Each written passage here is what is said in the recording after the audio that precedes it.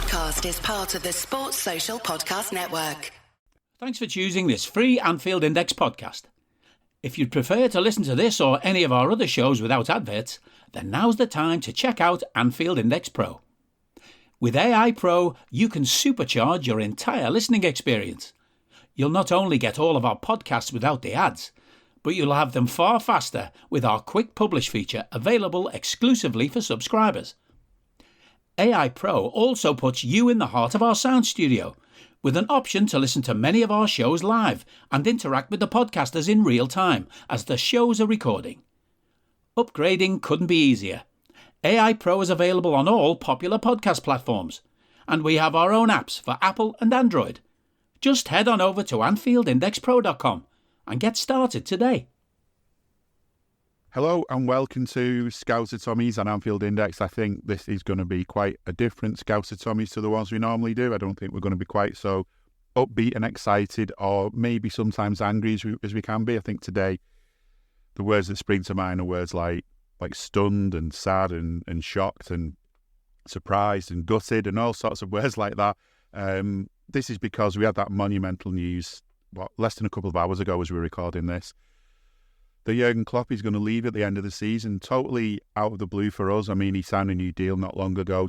We thought he'd be here for a couple of years at least, maybe hoping that he'd stay even beyond that. And instead, today, the news just comes out, he's going to leave. We thought today's show was going to be about the 4-0 win over Bournemouth or the 3-2 aggregate win over Fulham that got the Reds through to Wembley. Maybe look ahead to Norwich and another road towards Wembley on Sunday. But no, because Jurgen Klopp's leaving. Absolute body blow. Absolutely stunned. And to say I'm lost for words was probably we always find a way to speak, and that's what we're going to try and do for the next bit of time, because it's just we need to. And I'm sure you're all the same yourself. You've got so much you want to say, and I'm sure if you've got access to the Anfield Index Discord, you can go and vent your feelings on there. But it's me, Jim Boardman, with Jay Reid as always. And, well, Jay, what's your initial reaction? Are you lost for words?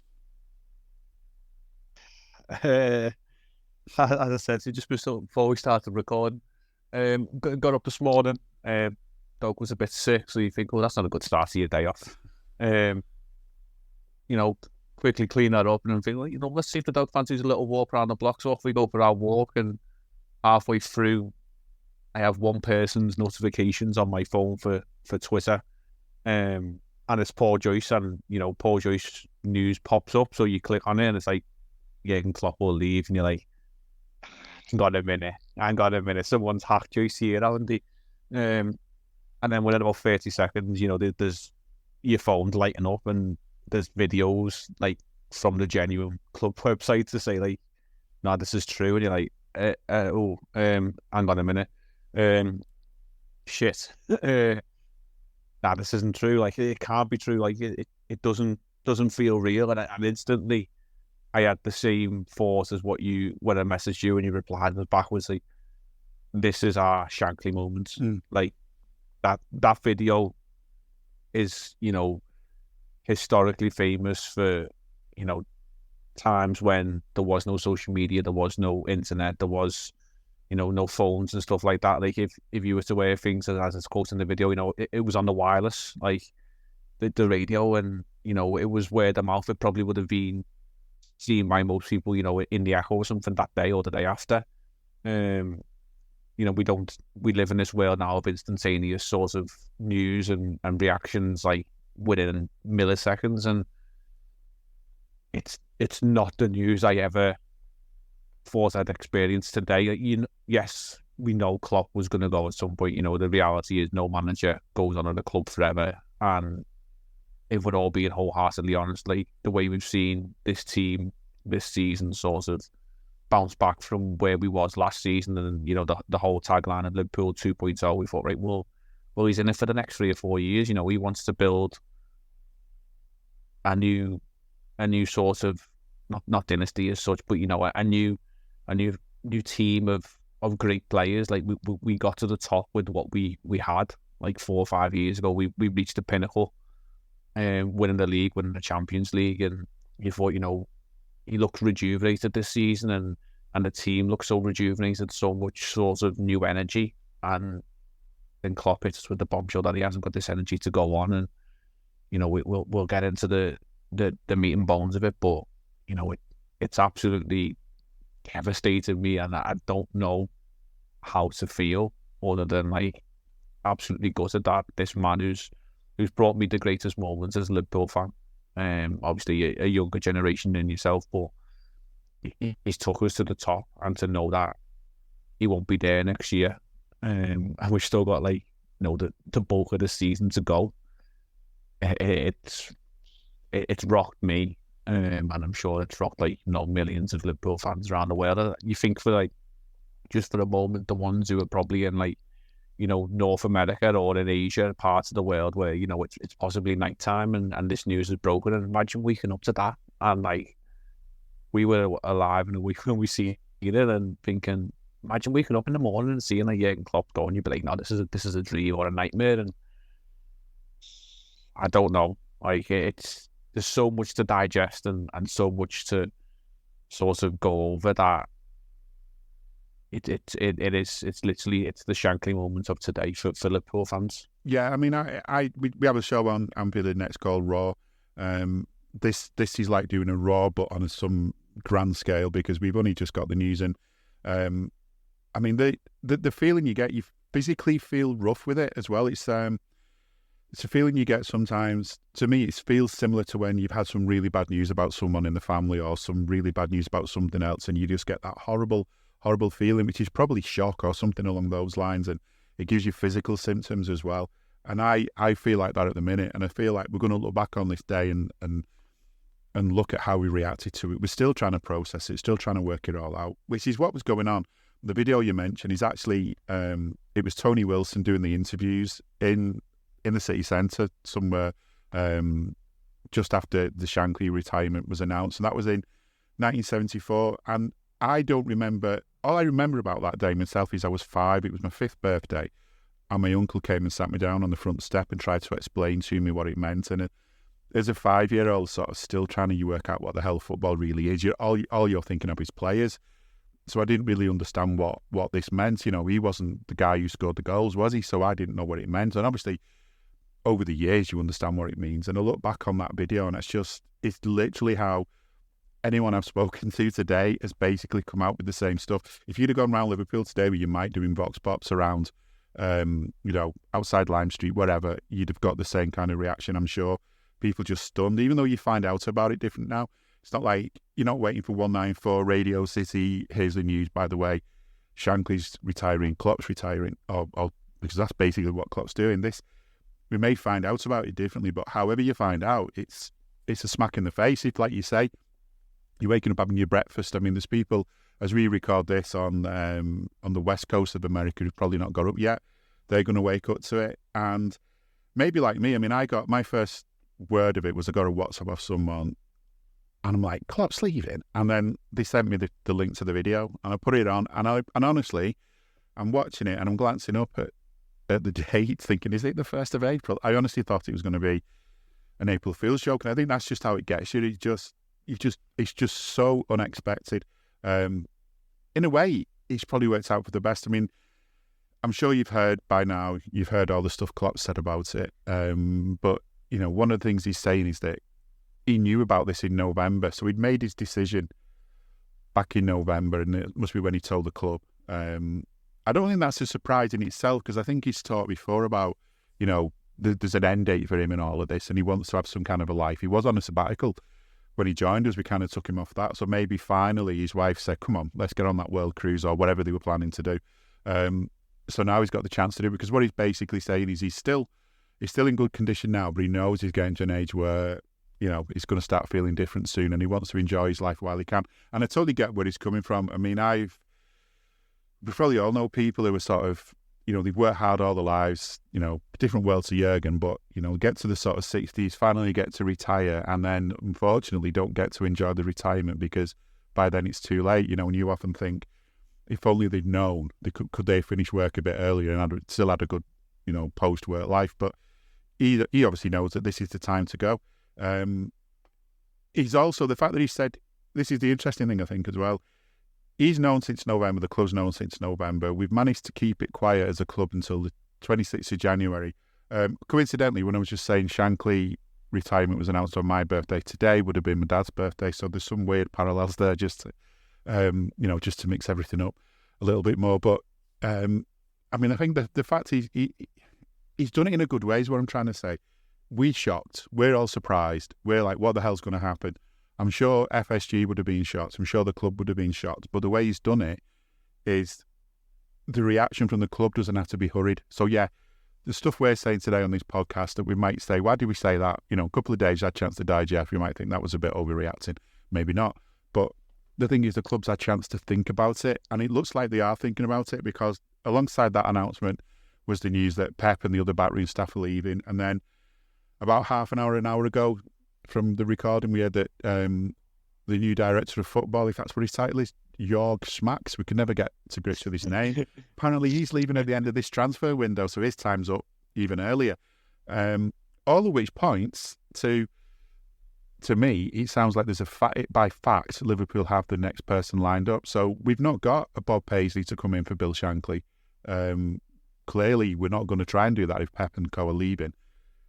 But I think the fact he's given us a good bit of fair warning is good. Reflects on Klopp, because rather than telling us in May and then they've got to go and find someone and redo everything, they've got time to plan. I'm going backwards from what you were saying, because my head's spinning. Man, I haven't even had a drink for 27 days on dry January. That might be tempting to get one out tonight.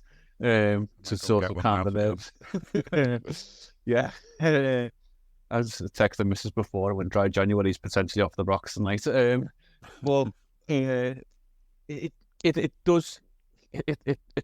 harps to the Liverpool way of doing things. There's so many parallels with the past, and like the Shankly Paisley era, and ironically, I had Dave do a podcast the other day on the Daily Red about the Bob Paisley era, how much it was so underrated and underappreciated, how good of a manager he was, and we taken over from the great man.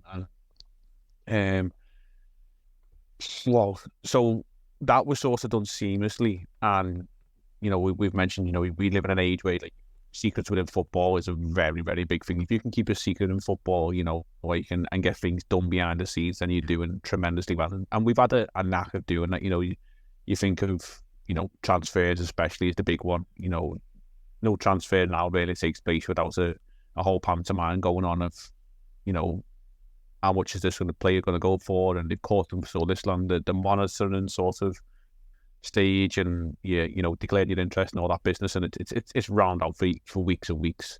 But we have had a sort of a knack within this social media age of being able to do deals. You think mainly of the Fabinho one being the big one after the Champions League final, that it was dropped within 24 hours that we were signing him and whatever. And we've done other sorts of deals as well. Szoboszlai, the most recent one, probably, with that come out of nowhere, and we got that one done. And we do sort of ruthlessly operate in a manner that, we like to get our things done and make sure, all the ink's dry on the contract before things are going out into the public sphere. And, it's sort of not being able to be sort of tampered and sort of hampered in any way. And sort of, the Caicedo one was a different sort of case. I don't ever sort of buy into too much of that, but, if that wasn't a real deal, because we let so much of it be heard, isn't it? Yeah, when you look at the bigger picture of it all, that's not very Liverpool. The money involved and such the public circus around it and stuff. But this sort of talk that Klopp has told the club in November about this sort of decision that he's came to, and the fact that it's not just Klopp going, obviously it's all the team behind him as well. It's a whole change in sort of direction for the club going forward after this season, and you would like to hope that maybe it's got to the stage where we have sort of got our ducks in a row and we sort of know who we wanted, and if that person coming in then also wants to bring their own team of people, things like this aren't just done overnight. It's as we said, and transfers are done over a long period of time. And imagine players managers and their coaching teams, it can be, a huge logistical operation in terms of getting them across the line. And if it's a case that whoever we may want, if that's the case that we've got this person lined up and it's, a done deal in, abbreviated quotations, then it's a case that it may be potentially going to be leaked, on their side. And, the club have sort of jumped the gun and thought, actually, no, wait, what Jurgen Klopp's done for us, like, he deserves the right to be able to call this in his own manner and do it in his own, way. And control the narrative. Yeah. Yeah, we didn't want this. Like, there's going to be a huge media circus now. Like, literally, the football world is going to forget about the FA Cup this weekend, and it's Jurgen Klopp. Like, that's the story now, and it will dominate for a period of time. And if the club have decided that they wanted a certain individual, and that certain individual, is committed, and we're going to operate in a very smooth manner, and it's going to be announced, in so many days, weeks, or whatever, or we potentially do wait till the end of the season, but we now know, that Klopp is going to go. It leads into so many other factors now, of what we've got going on this season, and it's just coming off the initial plan was to discuss. We've now gone, well, we were top of the league anyway. We weren't being able to be overtaken over the last sort of mid-season break, 2-week fixture list or whatever. But we've reinstated our lead at the top with our 4-0 win at Bournemouth, and then we've got ourselves to a final in the League Cup, and that was the plan. But it's sort of an odd time for this to be announced, but I can only suspect that maybe, as you said, Klopp's controlling the narrative. Like, he's earned the right to do what he wants, and he's built this club up. Like, and he restored the honour, because we were damaged. Let's not beat around the bush here. Like, you think of the dark days or the dark months of the Roy Hodgson era, and Kenny coming in and sort of steadying the ship, and then the sort of roller coaster that was Brendan Rodgers, and we were all sort of a bit higgledy-piggledy. We thought we were a top club, but realistically we were sort of knocking on the door of, can we compete for things? And this fella's come in, and from day one, everyone bought into Jurgen Klopp, and until that day when he departs in May, there will be no much more that anyone could do to win the hearts and minds of the Liverpool fans, and that now is something that bloody hell, like, going to the last game of the season is always a bit of a, you still football for a couple of months now, and it's always a sad day. There can occasionally be players leave, and you think back to last season with Firmino and the emotional scenes there, and obviously Origi and Milner went as well, but it was a hugely emotional time with Firmino going, and the other manager going this season. There's only one way we can send him out, really, isn't there? There's only one way we can send him off. Yeah, I hope we send him off via an open-top bus as we go around the city with 4 trophies on the front of it. But to be honest, if even if we end the season without trophies, that doesn't take anything away from what he's done to us, because, I mean, it's the trophies that count. It's the numbers next to the symbol of the trophy on the wall of fame, or whatever we call it. There's a similar one outside that new club shop outside the ground. Picture of a trophy, number of times we've won it next to it. Even if that doesn't change at the end of the season, then it doesn't take away from the fact that he's given us that belief. Look. Are you that person who has everything? The coolest merch and those must-have fan threads? Well, over at our Anfield Index shop, we've gone that extra mile when it comes to pimping up your Liverpool collection. From our popular range of bespoke design t-shirts, sweaters, hoodies and hats, to our signature edition mugs, prints and coasters, all provided with fast worldwide shipping. We have something for every red. We also stock official LFC merchandise and are licensed with the Premier League and UEFA to sell official iron-on shirt badges and sleeve patches. As a listener to this podcast, you can get 10% off everything with coupon code AIPRO10. just head over to AnfieldIndex.shop or find us on Etsy by searching for Anfield Index. Looking back to when you were just talking about, like when FSG came in, we'd been through hell with the past lot of owners. They came into Roy Hodgson as boss, which was a horrendous time, one of the lowest times I've had as a Liverpool fan from a footballing point of view.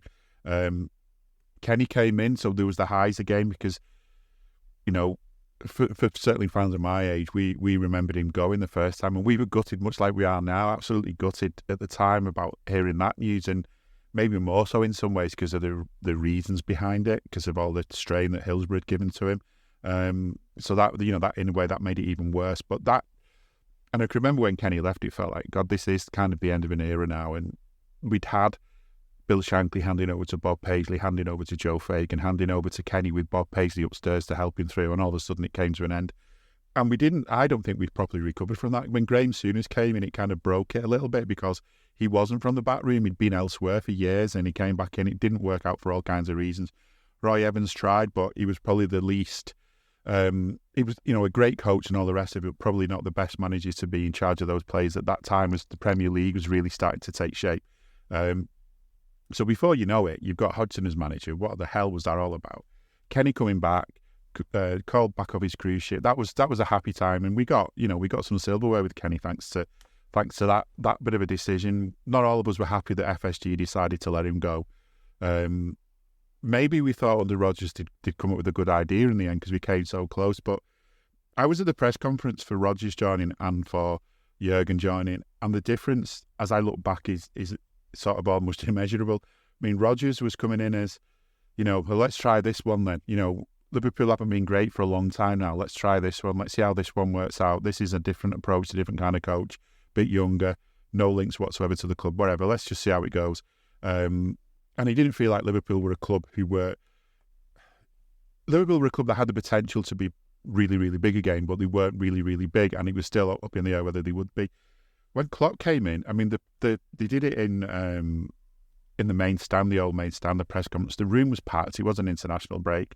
It just felt, I can't explain it.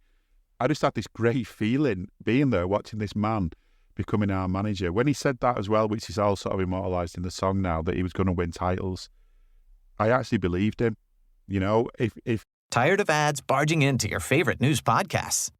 Good news. Ad-free listening on Amazon Music is included with your Prime membership. Just head to amazon.com/ad-free news podcasts to catch up on the latest episodes without the ads. Enjoy thousands of Acast shows ad-free for Prime subscribers. Some shows may have ads. It's a big, bold statement to say. Managers very, very unusually, you know, they don't like saying stuff like that. They'll shy away from saying it. But the confidence he had, and that confidence never went away. It's just, we've had some difficult times, and he talks about those in his interviews with the club about why he's leaving, you know, how bad it was last season. And he said at some clubs, there's been times when maybe he would have gone anyway because it wasn't going well enough, but not at this club. And that's the thing, he leaves us on a high. We've got this amazing young team that's clearly not up to its full potential yet, but can get better. I don't think, you know, if he was going to plan anything in advance, I don't think he could have planned it as well as this. But yeah, I'm rambling now, and I suppose we're both going to do that for all the time we're on here. So much to take in, so much to think about. My worry now is one that Klopp's got as well, actually, which is he's saying that, well, just quickly reading these quotes, he said, I've always said it, especially now it's still true. Nothing has to happen because of me. You know the words, there's more to Liverpool's success than him. There's a lot of people involved. And he's saying, nobody has to make the games now about me. Please don't. If I can ask for that, it would be really nice, and we just support each other. I'm fully here. I don't think anyone realised any difference in the last few months, and if they did, maybe a positive change, because I have to say, when I made this decision, as hard as it is, it was a relief as well. I was like, okay, there's a finishing line. So this is my worry now, is that we do make it all about him. The comparison that springs to mind in this case is, going back a while now, Alex Ferguson announced he was retiring at the end of the season as Man United manager a long, long time ago now. And for the rest of the season, that team just started to go off a cliff and weren't doing well at all. And by the end of the season, or I'm not sure exactly when it was announced, but certainly before the start of the new season, he changed his mind and decided he was going to stay. And the impression that was coming out then was that a lot of players almost went, right, he's leaving. I've not got to impress him anymore. He's not going to be my boss soon. It's not him I'm fighting to get into the good books with. And everyone took the foot off the gas. That was the impression given by people, and that changed when he decided to stay. But I just don't see that happening with Klopp. I think Ferguson was a dictator of a manager, really. He's strict, and that's how we worked for him, obviously. Klopp's not that. I mean, Alex Ferguson doesn't put his arms around players, does he? Klopp does, and I just feel like my worry that, this could be a difficult season for us now because of this. I think it's going to work the other way for us. Yeah, I think it's going to galvanise us. It's not like we're behind and struggling in any sort of way. But, I think we've often said, actually, this season, like, regarding, like, referees and stuff, it's like a bit of a siege mentality within the Liverpool ranks that, like, you sometimes feel like we're playing against 12 or 13 or 14 or 15, whoever many the PGMOL want to sort of try and put in our way. And, we're competing against, unknown factors. And it's sort of like a siege mentality thing where we you know what, like, it doesn't really matter what you try and do to influence our games. We're just going to go about our business and do it in our way. And on the whole heart this season, it's been mostly positive. A couple of results that we would have liked, draws into wins or whatever, and there's been a couple of results where officials have sort of got their own way and influenced it to a degree where, obviously, we spoke the Spurs game or whatever, but you think of most recently the news that, the PGMOL admitted the Odegaard handball was the wrong decision and stuff like that, had that have been given as a penalty, who knows how that result would have changed in the outcome of the day, and it wouldn't have been a 1-1 draw potentially. But we've sort of got this new mentality, and without the cliched mentality monsters tagline, it does sort of feel like that, where this team have rebuilt themselves. We've got rid of what were legendary players at the club for one reason or another.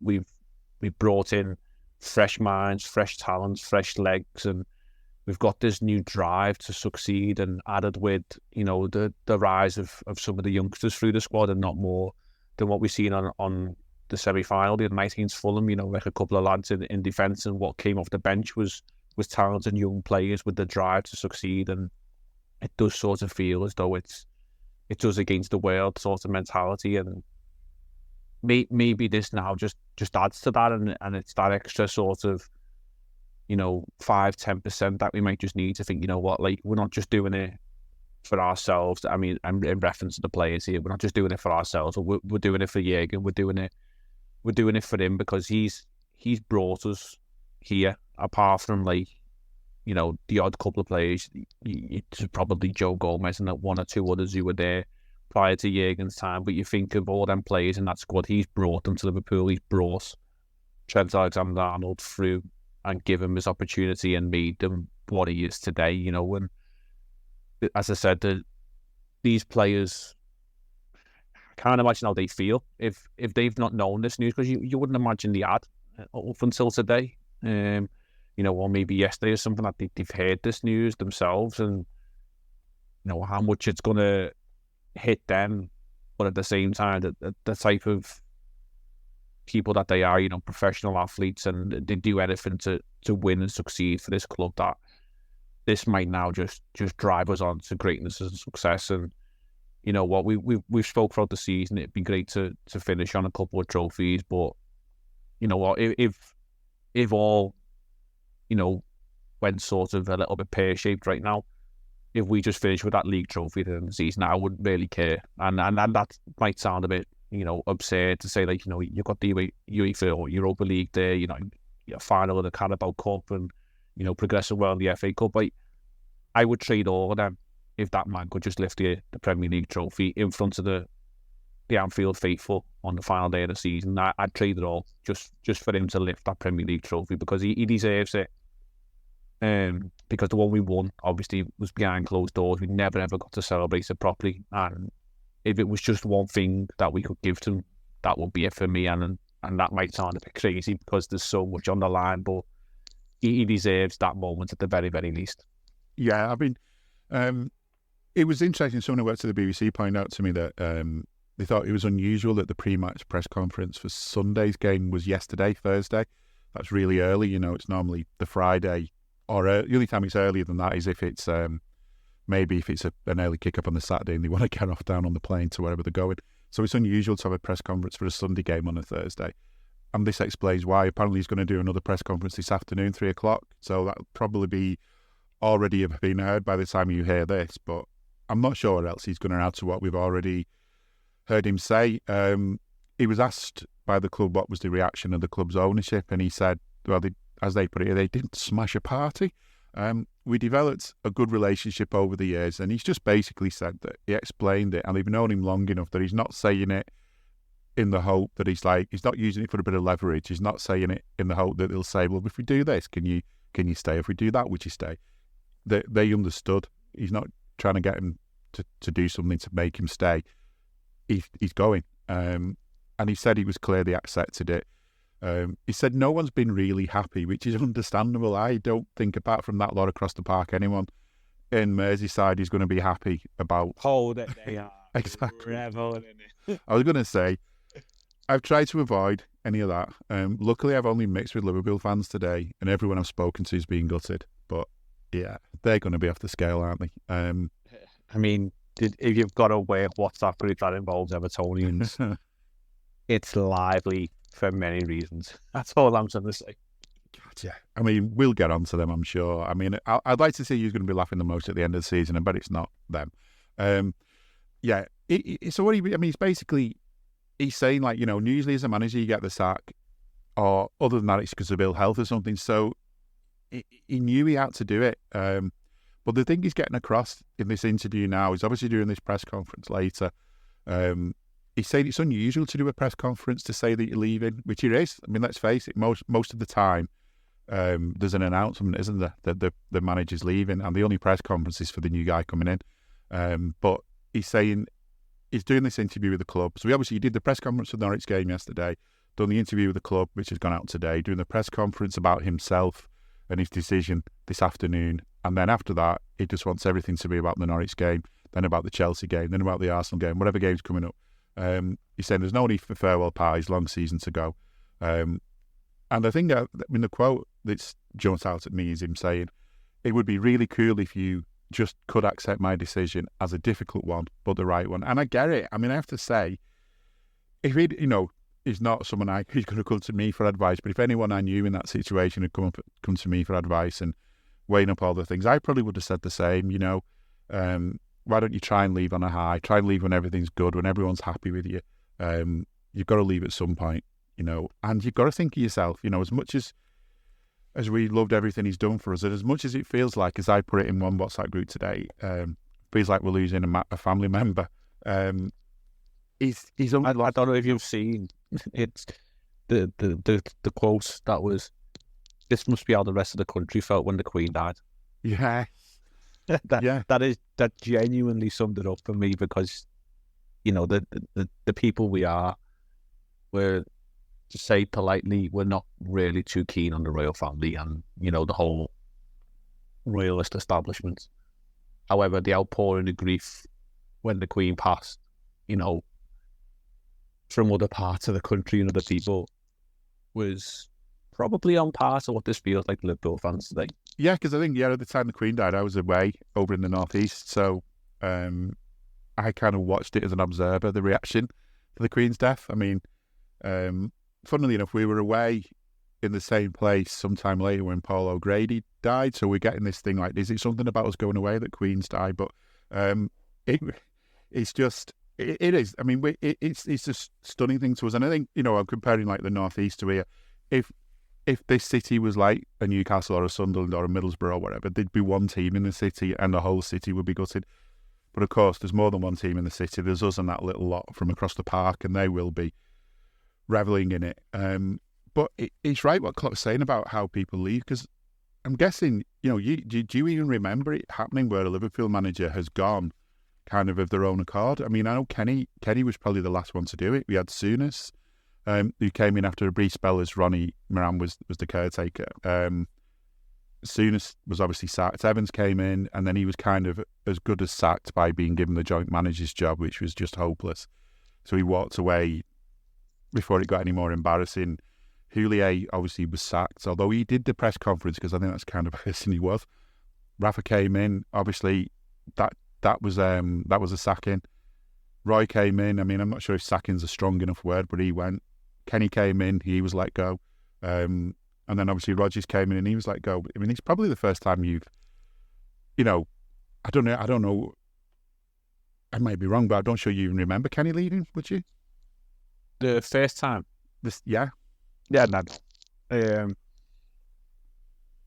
don't really remember Kenny as a manager, no, to be honest. My first sort of experience, as I said, as a fan a few times, is like sort of the Roy Evans sort of era.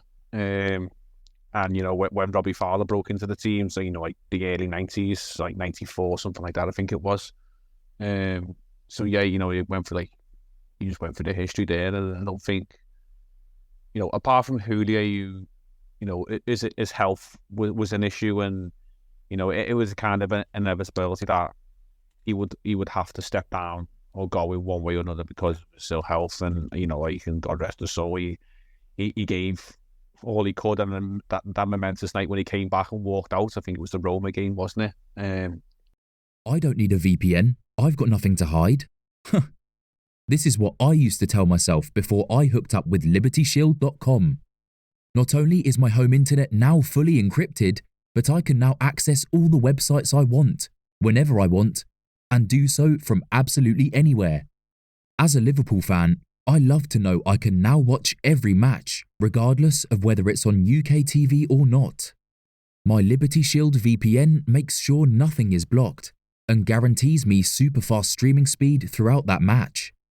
You can get connected right now with their software package, which includes a 48-hour no-obligation free trial and instant access to their apps for Apple, Android, Fire TV, PC, Mac, and Android TV.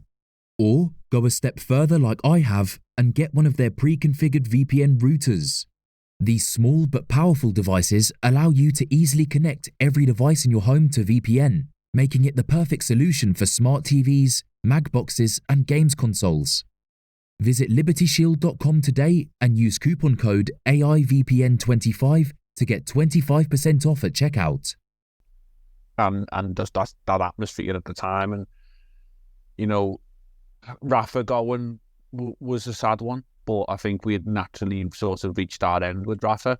I'd Rafa had turned around maybe in 2007, 2008 after we just reached another Champions League final and sadly lost it.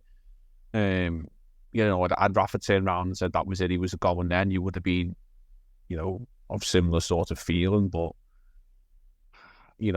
managers have gone because they've had to go.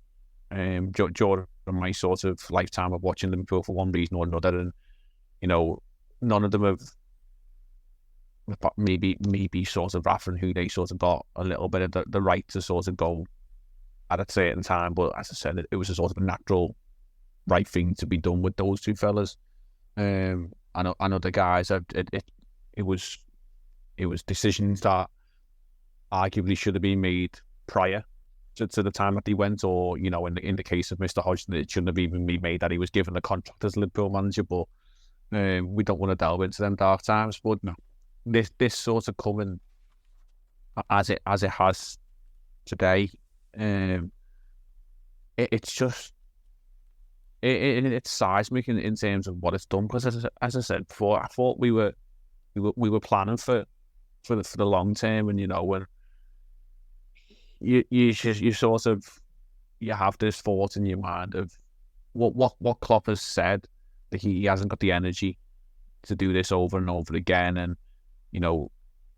maybe he's got to the point of last season. Had he walked last season, nobody would have had anything to say about Jurgen Klopp, because it literally looked like he was down and out, and the team we not hit rock bottom, but from the height that we were at 2 or 3 seasons ago into where we had sort of hit last season, we we were sort of really, limping along and struggling. And had Jurgen Klopp had said at any point or at the end of the last season in the summer, and said, you know what, I don't think I can take this project any further. But he sort of, signed up in a new process. The whole rebuild of what we've sort of mentioned in terms of what we brought in and the way this team is playing this season. You thought, hang on a minute, like he's got the buzz back. Like the energy sort of feels there. That he seems this season, and in reference to the game the other night against Fulham, like he sort of seems like he's getting the substitutes a lot more bang on. Like at times last season and the year before, it felt like, we hit the 60, 65 minute mark and a substitute was going to be made regardless, because it might have been the scientific decision or, it was just the thing that happened, and you knew sort of who was coming off and who was coming on. And yes, okay, the squad at the moment is a bit depleted, so you sort of know who is going to come off the bench. But, thinking back to that Fulham game the other night, and he got it wrong possibly in taking Alexis McAllister off when he did. Like, we sort of seized control and let Fulham back into it, but he quickly eradicated that sort of momentum switch and brought Konate on. And yes, we went to a back three, back five, whatever, but we basically thought he got it wrong there, and he thought, nah, I'm aware of what's going on here. I'm going to shut this down.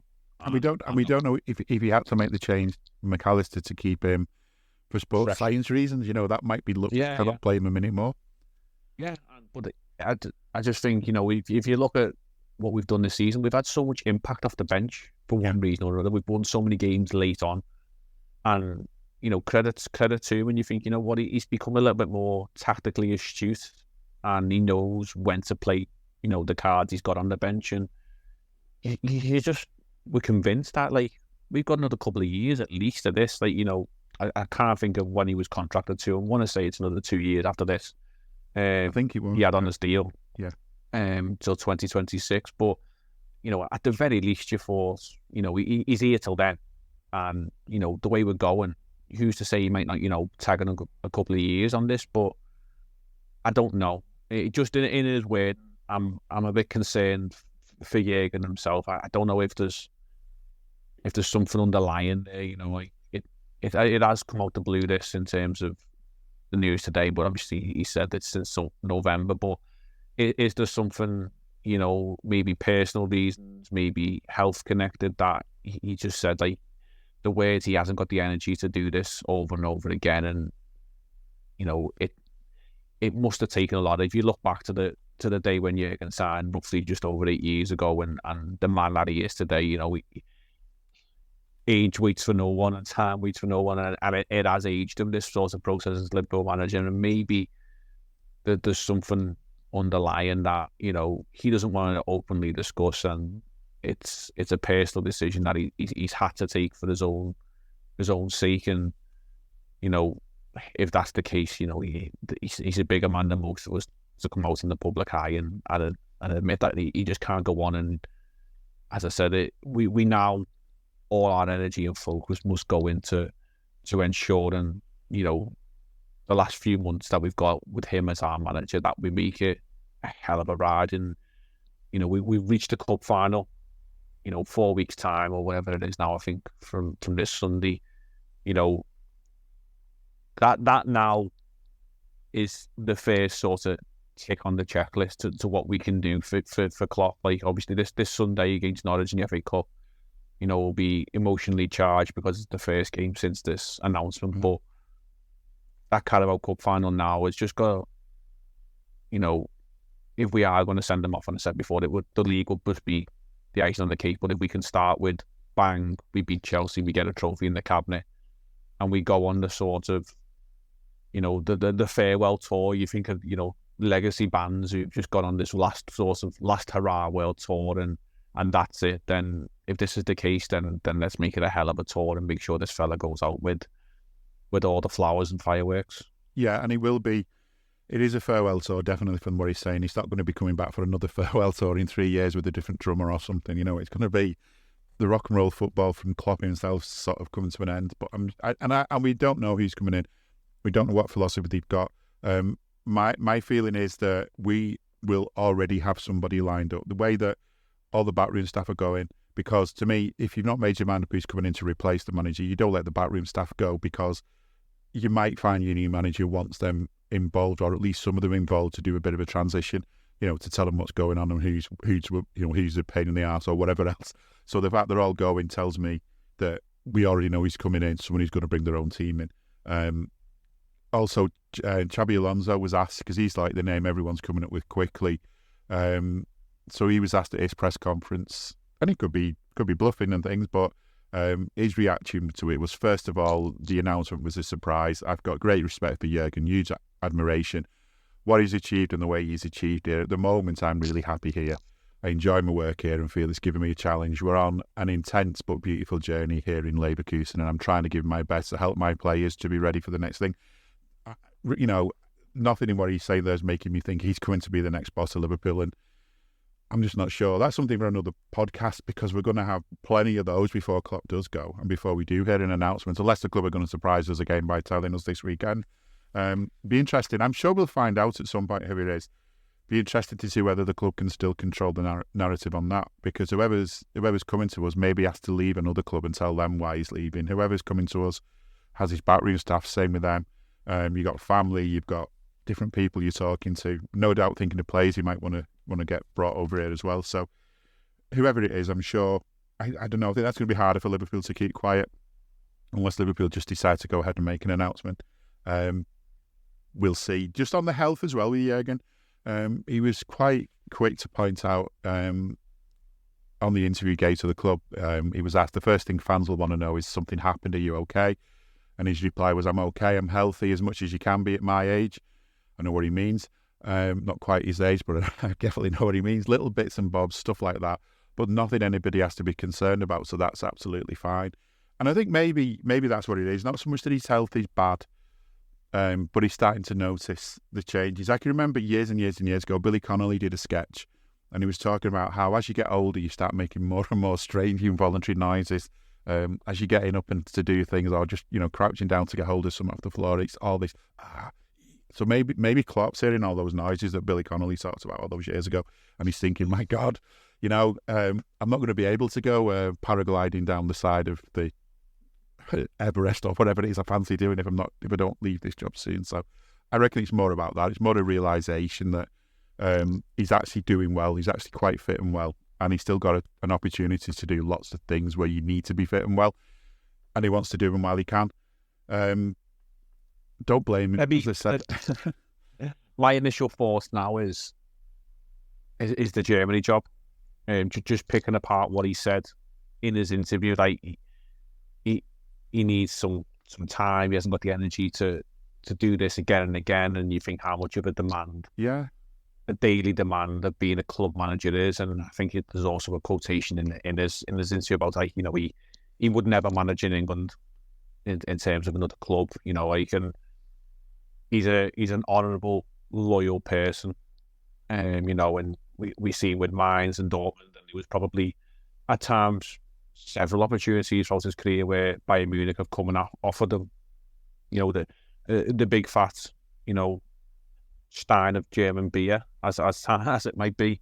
But he's the type of fella who isn't going for the big thing like that.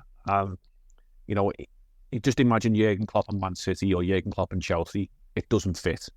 Jurgen Klopp and Liverpool, the man he is, the people we are, the club we are, the city we are, it fits. The same with Dortmund, the same with Mainz. And I think naturally the only role left for him would be the Germany job. And, if he's to go at the end of the season, and there's the Euros this summer, which coincidentally are in Germany, and having a small sort of glance at international football, Germany aren't in their best moment, to use a Jurgen Klopp sort of phrase at this time. Would they bring him in, after the Euros, regardless of their, success within that tournament? I don't think, being honest, they're probably going to win it. A tournament's open and their team can sort of win it, but you think of the likes of France, who were very, very dominant in international football in England, if they actually had a decent manager, could probably win a European Championships. But an international manager doesn't have those daily rigors and stresses of getting up every day, going to the training ground, and it's on a basis of he could enjoy a lot more time with family. He could, it's part-time to part-time in terms of being an international manager. And yes, you have to, do certain things, travel around, see players and whatever, and do certain day-to-day things, but he could probably do a lot of that from home. And if he's just struggling to keep up with the daily demands of club football, then, the Germany job for me would be the sort of icing on his CV. If he takes Germany to a World Cup and he does a 2-year cycle, if he does a 4-year cycle and takes them to the following Euros, and that's just to be his career in football, then one hell of a career that he's had. But I think if we are going to see him again as a manager, I think for me personally, that's where I can only see him going is the national team coach. The way he's talking, and on that point, he's saying he needs to find a different purpose as well. He needs to have a look for it. And he says, if you ask me, will you ever work as a manager again? Right now, he'd say no. And he says, but I don't know, obviously, how that will feel because I've never had the situation. What I know definitely, I will never, ever manage a different club in England than Liverpool, 100%. It's not possible. My love for this club, my respect for the people is too big. I couldn't for a second think about it. There is no chance. This is part of my life. We are part of the family. We feel home here. There's no chance to do that. He can't say it much more clearly than that. But then he's saying, but all the rest, will I ever work again? Of course, I know myself. I cannot just sit around. I will find something else maybe to do, but I will not manage a club or a country at least for a year. That's not possible. I cannot do that, and I don't want to. So that could actually be a reference to his severance package from the club, because obviously 2-year contract, whatever it was left on him, that works both ways. As much as a club can sack a player and end the contract and have to pay the manager off for whatever earnings he's missing out on, if a manager wants to leave early, then compensation usually comes the club's way, because from whoever takes that manager on. So in this situation, I imagine that what they've agreed is that he'll leave. This is how much he'll get paid at the end of it, if anything, and the condition we've got is you don't manage anyone else for a year. So that's probably a legal thing anyway, that he can't manage for a year from what he said. But that, as you say, that doesn't mean he won't find something else. And if you remember, as we said earlier, the way he came to us was off the back of a sabbatical. I mean, he was worn out at Dortmund. He'd done all that he'd done there. He was worn out. A few months into the season, I think it was about the October, the sabbatical came to an end because Liverpool had finally persuaded him to come in as manager. And I'm still convinced, although it's never really been said, I'm still convinced that we kind of had him lined up. We were kind of like, we'd sort of almost said to him, look, if you change your mind, we're waiting for you. Pick up the call. Exactly, because I just think Rodgers should have gone already. That he'd done badly enough already. Like that whole summer just felt like we were in limbo. What the hell is happening with this club? But then, I don't know, Bobby Firmino got signed. He was like the perfect player for Klopp. So it still feels like we knew he was coming. And it's a bit different now, but I can imagine it's the same. I mean, you've done it yourself. You've had a bit of time off work that wasn't expected. It's a bit of a novelty at first, isn't it? But after a bit, I mean, not saying you want to go back to work, but you need to find something to do. You need routine in life. Yeah. I everybody's different, but for me, I couldn't not work. Yeah. And that it's just something I'm just ingrained in the fact of, like, from when I finished school at 16, I've always worked. I've never not been out of work. And if you do have time off for one reason or another, like you think back to the COVID times and stuff, I was getting itchy feet after like 2 weeks of being sat at home and had to find something to do. And I found something to do, because I just couldn't sit still and couldn't like be at home and just like, have no purpose to get up in the morning and do stuff. Obviously, I say you get up, you walk the dog and stuff like that, and there's only so many that. I mean, the dog will happily go for a walk most days, but during COVID times, like, do you want to go for another walk? He looks at you as if to say, just piss off, will you? 3 times a day, like, give me a break. That's the thing. You've been on the train since 16, haven't you? Hurtling towards whatever it is you go in, and to suddenly not be on the train anymore, it's like, fucking hell, what's going on? Yeah, so I can understand it, and I don't know. I think yes, it may be contractually sort of written into what Klopp is saying, and in the most part, it probably is true, because even as you said, we were sort of sat there, like the fellow in the airport with a set of flowers. We were just waiting for that flight to arrive. We were waiting for Jurgen to get off that flight and walk through the terminal. And there we were waiting for him, and it was just like, at what point does this flight arrive? And it doesn't say delayed on the board, but it doesn't say whether it's arrived or not. And that's how we were, and you'd imagine, just Germany are probably waiting, because every German football fan in the world would love this man at the helm of German football. He's universally loved by probably 97% of football fans. There's a small minority, let's not get into them, who will ridicule and never like him. But yeah. in Germany, I remember going to watch a Dortmund game about a year or two after he'd become Liverpool manager. And I went over to Dortmund to watch a game, and just being around, the city of Dortmund, and you get speaking to the locals, and they're like, you're a Liverpool fan. Yeah. Straight away, Klopp, love this man. And he's a god. He's an icon in that city. They love him. And he said, like German people love Klopp. There's probably Bayern Munich fans who would love Jurgen Klopp to be their manager. Tommy Tuchel was not the most awe-inspiring personality, is probably the best way to describe. If they were offered Jurgen Klopp tomorrow, they'd probably take him, because of the type of person he is and the type of manager and record that he's got. And not sure how Harry Kane is feel about that. He might, get figured out and have to send Eric Dyer back on the plane with his dodgy German accents. But, I don't think Eric Dyer would be for Jurgen Klopp at Bayern Munich. But I just feel as though it probably is a natural succession. And maybe, if it is to be a year, is it a year from now, when he's decided that he can't take a job? It is a year from when he leaves the club. Yeah.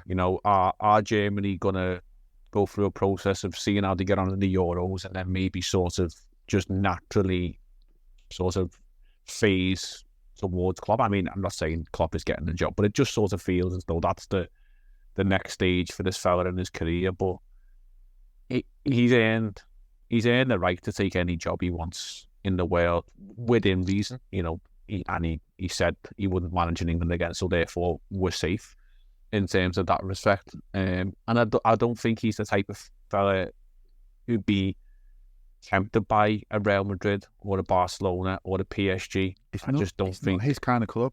No, if it was to think off the top of my head, clubs around the world who Jurgen Klopp could potentially manage, the couple of clubs that spring to mind to me are the Napoli of Italy. The real passionate football people that they are. Athletic Bilbao in Spain, not the Madrid clubs, or not Barcelona. You think of maybe Marseille in France, the sort of passionate sort of people clubs around Europe. And you think further afield, obviously, so the likes of Boca Juniors and stuff like that. But I just don't think there's many other teams out there who could tempt him to go to them as their club manager. I just think it's a natural succession that he goes to Germany and slowly puts his feet up and not rides off into the sunset, but he's earned the right to do whatever he wants. And if he wants to go back to the Black Forest of Germany and back to his home roots, then he can do whatever he likes with all our wishes. Yeah, I mean, he loves Liverpool. There's so many quotes in what he said today where he talks about loving for Liverpool and how great he felt when he got the freedom of the city and they made him an honorary Liverpudlian or Scouser, as he put it. Both, I suppose. He's that an honorary? He's a Liverpudlian 100%, isn't he? And he's definitely an honorary Scouser. And that's the thing. I mean, as much as he loves it here, though, I don't know. I've never lived far away from home for very long, so I don't know what it's like. But there's lots of places around the world where I'd love to go and live, especially at times when living around here feels like sailing this country. It feels like it's one of the crappiest countries to live in at times. But I think if I did go and live somewhere else, I would have homesickness and I would want to get back. As much as I might like the other place I've gone to, because you miss all the other things. And I mean, or maybe that's what he needs. He needs a year where he can be back back with sort of family and friends from back home and things a little bit more. Although footballers are kind of used to like having slightly nomadic lifestyles, aren't they? You know, a lot of footballers, as soon as they get settled in one place, they get moved to another. Families must just be used to it. But I would say that... Hello, I'm here to annoy you. I'm here to annoy you into listening to more of me and more of others on EPL Index. We don't just have the Anfield Index stuff. We've got EPL Index as well, which covers the entirety of the Premier League. And we have 3 podcasts and a whole bunch of really good writing on EPLindex.com. The podcasts are my own Two-Footed podcast, which is every day at 4 p.m, Monday through Friday, covering the whole league. We have A Tad Predictable, hosted by Tadiwa. You know Tadiwa, he does Anfield Index. He presents A Tad Predictable before every Premier League match week. And then Kevin DeVries and his crew on the EPL Roundtable, they're every week after the Premier League match week. So make sure you listen to everything we're doing on EPL Index and follow us there on Twitter at EPL Index. Thank you. Bye-bye. I was thinking about some of the stuff you were saying then, and as much as like we love him, I get a feeling there's a hell of a lot of fans of other clubs whose secret crush is definitely Jurgen Klopp. I mean, sometimes they'll admit it to you quietly on their own, won't they? But so many wish he was their boss. They love him as a person. I know there's a few that hate him, but even then, I feel like it's out of jealousy. Who wouldn't love Jurgen Klopp? I mean, let's just go for the sort of hatred, dislike ones, like club by club. If Everton, first of all, closest neighbours and all that business. The upheaval that they've had since Moyes has left, you know, the turmoil that they've had off the field is a whole different subject altogether, and we could do endless hours on them. But, you know, they've had numerous managers through their time, and, you know, I've had all the jokes this morning and whatever come through, but, you know, you think like the one thing they had closest to that was Carlo, and arguably Rafa, but Rafa was maybe, you know, 10 years beyond his best or whatever. But, you know, they had Carlo there, and they didn't treat him right, and he quickly saw the light and he thought, I'm out of here straight away. But, you know, the type of club that Everton are, you know, very, very passionate fans, no matter what you think about Evertonians, you know, that deep down they've got such a desire and love for that club that, you know, they will put anything, even the kids, before them, to try and, or, you know, sacrifice a dog to try and get a victory. But Jurgen Klopp, the type of person he is, you know, like, they will go hand in hand, you know, the personality that Klopp is,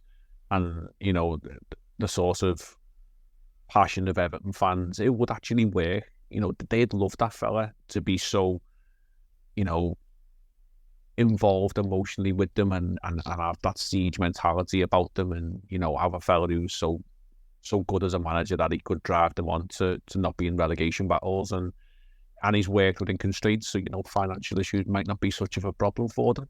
You know, you escalate that to a bigger scale, and you've got United, you know, since Ferguson left, the turmoil they've had, the numerous managers they've turned over, and the fact that, you know, they fell off the pitch and they've landed at the bottom of the budgie cage and they're scrambling around the seeds, and they just can't sort of get themselves back on the ladder, because every time they do, they fall back off it.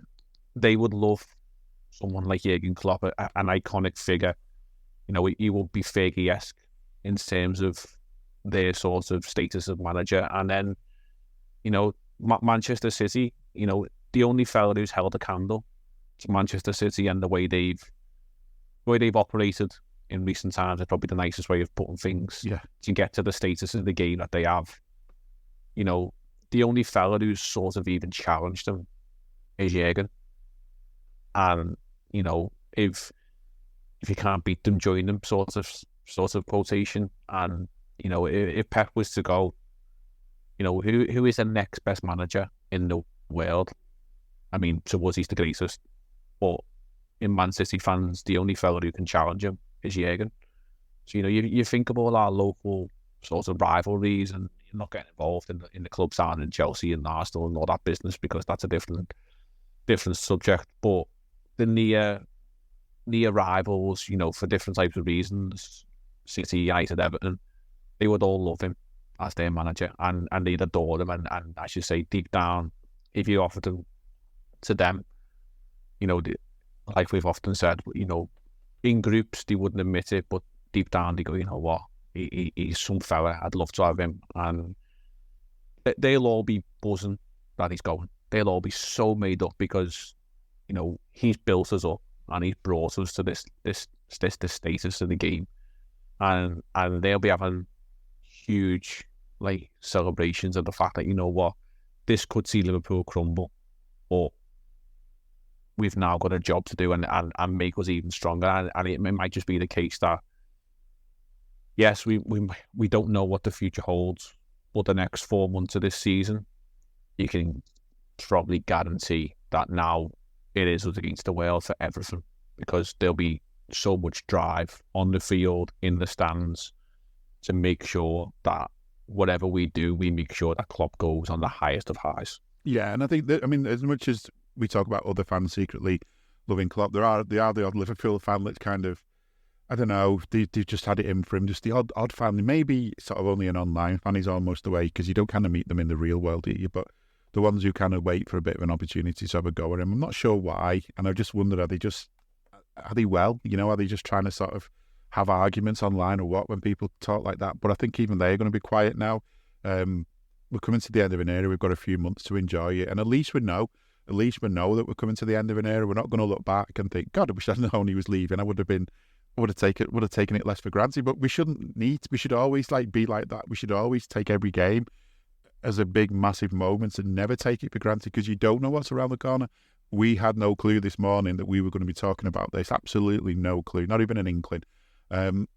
Maybe sort of should leave it on stuff that Klopp's actually said. And I'm sure there'll be more stuff he says, but he was asked if he had a message to supporters, and it was really he wants the supporters to accept the decision. It would be nice. And he says, if I can ask for one more thing, after telling you don't sing my song too early, after telling you to be loud in the stadium, stuff like this, if I could ask you for one more thing, it would be, don't make these games about me, because there's no need. The only thing I always wanted was the full support for the team. It's not for me. I know about our relationship. I don't need any kind of proof. We'll have a moment, maybe the last match day here or somewhere else. I mean, in other countries or other competitions. There's enough time to do these kind of things. Let's now really go for it. The outside world would want to use this decision, laugh about it, want to disturb us, as you said.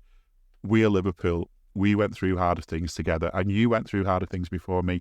Let's make a strength of it. That would be really cool. Let's squeeze everything out of this season and have another thing to smile about when we look back in the future. Thank you. I don't think there's much we can say to that, is there? No. I think we're so respectful as fans that he come out and he didn't want his song sung during games. And now we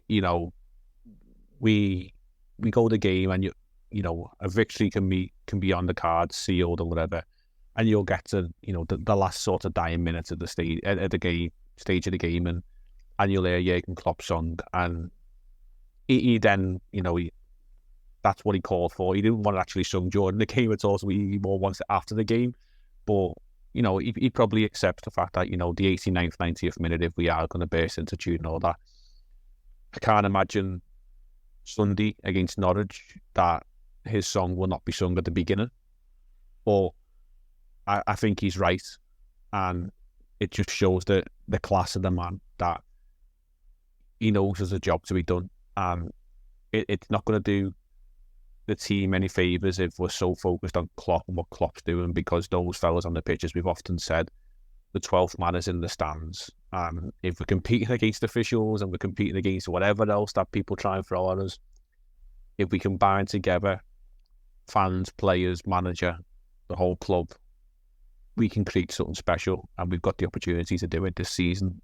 So he understands us, we understand him. You know, like it's a perfect marriage and harmony, and he's correct in what he says. Like, we've just now got to put all our energy and focus into ensuring that this season potentially finishes as a legendary, historic one, because at the moment the chips are falling our way, and we've just got to make sure that we clean the table and we take all the money to the bank and we celebrate properly.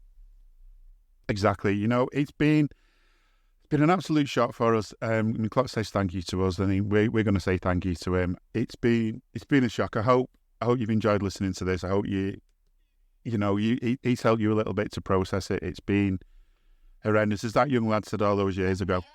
No, I'm not happy about it. It's been to Anfield, honest. Who said? He said, he just announced it. That was that lad reacting all those years ago to Shankly leaving. It just feels... God, the best line. You're having me on, aren't you? Yeah.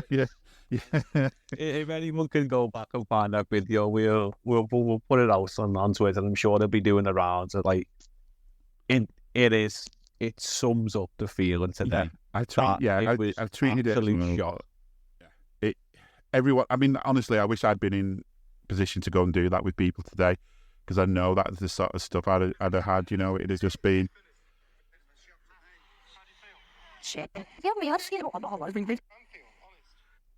Anyway, I'm messing up YouTube. I'm so bad now. But anyway, it's all on YouTube. Have a listen to that. There'll be loads more stuff on Anfield Index too, about what's going on. I doubt there'll be much talk about the game, but I'm sure we'll find a way some point. We've got it, haven't we? I just need to finish on one thing.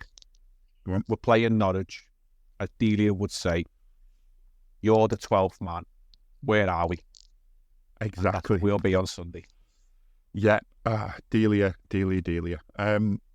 Listen, thanks, Jay. Thanks to you for listening, as always. Thanks to everyone for listening to all that stuff on Anfield Index. But thank you most of all to Jurgen Klopp for doing all the good things you've done that have made us feel so sad today. Because if you hadn't done all those things, we wouldn't have felt so sad, would we? But for us, for now, that is it. Thanks again. See you soon. We hope you enjoyed listening to this Anfield Index show. Please be sure to subscribe to our channel so future podcasts find their way to your device automatically. There's nothing quite like fan engagement, and we'd love to know what you think of anything discussed on this show. The best way to get in touch is over on our free Discord community, where both podcasters and listeners debate the hottest LFC topics 24/7. Sign up free now at anfieldindex.com/Discord. You won't regret it.